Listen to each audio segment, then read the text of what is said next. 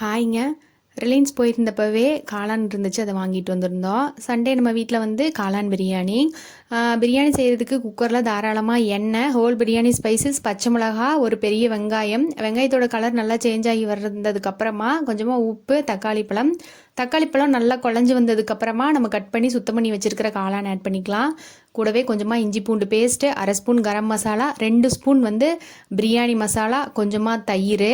இதை நல்லா ஃப்ரை பண்ணிக்கலாம், மசாலாவோட பச்சை வாசனை போகிற அளவுக்கு. இது போனதுக்கப்புறமா நான் நார்மல் ரைஸை சேர்த்து 1 டம்ளர் அரிசிக்கு 2 டம்ளர் தண்ணி ஊற்றி 2 மணி நேரம் ஊற வச்சு நல்ல ஒரு கொதி வரும்போது அரிசியை போட்டு 3 விசில் வச்சு எடுத்தோம்னா பிரியாணி ஜம்முன்னு ரெடி ஆகிடும். பிரியாணிக்கு சைடிஷாக வந்து காலிஃப்ளவர் சில்லி தான் ரெடி பண்ணியிருந்தேன். மஞ்சள் தூள், மிளகாய் தூள், உப்பு, இஞ்சி பூண்டு பேஸ்ட்டு, கொஞ்சமாக garam masala, cornflour, rice flower இதெல்லாமே ஆட் பண்ணிவிட்டு ஒரு 1 ஹவர் கிட்ட மேரினேட் ஆக வச்சு அதுக்கப்புறம் பொரிச்சு எடுத்துருந்தேன். ஜம்முன்னு வந்து சண்டே சமையல் ரெடி ஆகிடுச்சு. அவ்வளோதாங்க. Happy cooking.